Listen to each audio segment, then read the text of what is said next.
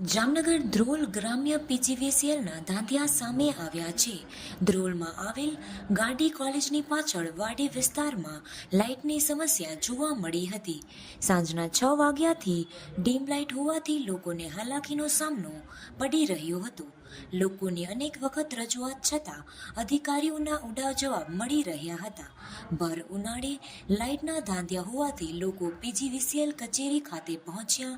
રાત્રે 12 વાગ્યે કોઈ જવાબદાર કર્મચારી ન હોવાથી લોકોમાં રોષ જોવા મળી રહ્યો હતો. રાત્રે માત્ર ફરિયાદ લખાવવા માટે એપ્રેન્ટિસ હાજર હતા.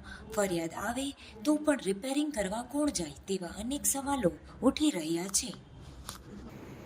સંજય મકનભાઈ પરમાર, ધ્રોલ હળમતિયા ફીડર, એમાં લાઇટ બપોરની છે નહીં, કમ્પ્લેન કરાવી, કોઈ જવાબ દેતા નથી. આવું વારંવાર લાઇન ફોલ્ટમાં રહીએ છે. અત્યારે અમે અહીંયા બેઠા છીએ રાતે 12 વાગે, પણ હજી કાંઈ કોઈ જવાબ દીધો નથી. હાલ કોઈ અધિકારી છે અહીંયા? હાલ કોઈ અધિકારી હાજર છે નહીં. એપ્રેન્ટિસ હાજર છે. એ કે અમને કાંઈ ખબર ન હોય, સાહેબને ફોન કરો. સાહેબ ફોન ઉપાડતા નથી. તમારી સમસ્યા શું છે? અમારે લાઇટ જોઈએ, સિંગલ ફેસ, બસ ઘર લાઇટ આવી જાય, અમારી એ સમસ્યા. મારું નામ જાડેજા સંજયસિંહ બળવંતસિંહ. મારા વાઇફ જાડેજા શાંતુબા સૌદેવજી ધ્રોલ નગરપાલિકા વોર્ડ નંબર 7ના કોર્પોરેટર છે. એ મારા જ વિસ્તારમાં આ હળમતિયા ફીડર વાડી વિસ્તાર રાઘવજીભાઈની કોલેજની પાછળની વાડી છે અને ઘર કનેક્શન છે. એના માટે આ લોકો મારી ઓફિસે આવ્યા 11 વાગે.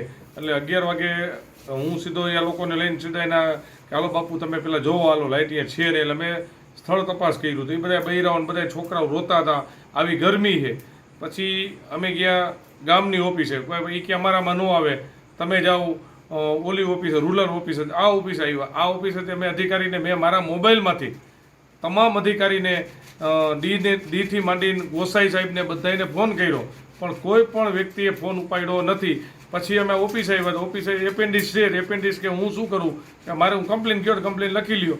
અત્યાર સુધી અમે 40 થી 50 જણા લોકો બેઠા છીએ. હજી જમવાનું બાકી છે.